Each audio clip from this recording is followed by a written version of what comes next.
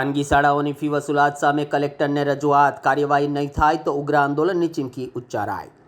વડોદરામાં ખાનગી શાળાઓ દ્વારા એડમિશન અને ફીના નામે થતી કથિત ગેરકાયદેસર ઉઘરાણી સામે અવાજ ઉઠાવતા આજે વડોદરા શહેરના જાગૃત યુવક મિતેશ પરમારના નેતૃત્વમાં જિલ્લા કલેક્ટરને રજૂઆત કરવામાં આવી છે। આ રજૂઆત દરમિયાન ભારે સૂત્રોચ્ચારો કરવામાં આવ્યા। જિલ્લા કલેક્ટરને રજૂઆત કરી ખાનગી શાળાઓની ફી વસૂલાતની તપાસ કરવાની માંગણી કરવામાં આવી છે। આક્ષેપ કરવામાં આવ્યો છે કે કેટલીક ખાનગી શાળાઓ એડમિશન અને વિવિધ ચાર્જના નામે વાલીઓ પાસેથી મન ફાવે તેવી ફી વસૂલી રહી છે। આગેવાને જણાવ્યું હતું કે સરકાર એક તરફ શૈક્ષણિક સંસ્થાઓને કરોડો રૂપિયાની સહાય અને વિવિધ સુવિધાઓ આપે છે, ત્યારે આ રકમનો ઉપયોગ ક્યાં અને કેવી રીતે થઈ રહ્યો છે તેની પણ તપાસ થવી જોઈએ। માંગણી કરવામાં આવી છે કે ખાનગી શાળાઓમાં ફી નિર્ધારણ અને વસૂલાતની પારદર્શક તપાસ કરવામાં આવે તેમજ નિયમોનો ભંગ કરતી સંસ્થાઓ સામે કડક કાર્યવાહી કરવામાં આવે।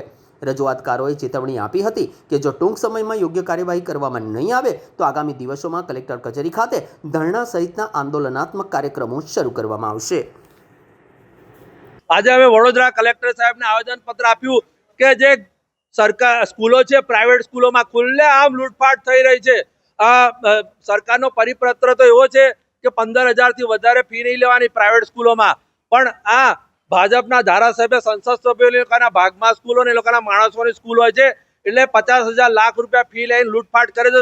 મેં કલેક્ટર સાહેબને કહ્યું કે જે વધારે ફી લે છે 15,000થી વધારે એ સ્કૂલોની પરમિશન રદ કરો, એ બધી સ્કૂલોની પરમિશન રદ કરો સાહેબ, તમારા પાવર છે। ડીઓ નકો, આ ડીઓ બીઓ સાહેબ બધા ગભરાય છે ને મુખ્યમંત્રી ભૂપેન્દ્રભાઈ પટેલને બી કહું છું કે તમે કહો છો 80 વડાપ્રધાન નરેન્દ્ર મોદી કે જે 80 કરોડ લોકો ભૂખ્યા ને અમે અનાજ આપીએ છીએ, સરકારી અનાજ, એટલે 80,000 કરોડ લોકો તો ગરીબ જ છે, તો આ 15,000 ને 30,000 કઈથી લાવશે? ને અહીંયા સ્કૂલો, પ્રાઇવેટ સ્કૂલ વાળા તો લાખ રૂપિયા, 50,000 રૂપિયા માંગે છે।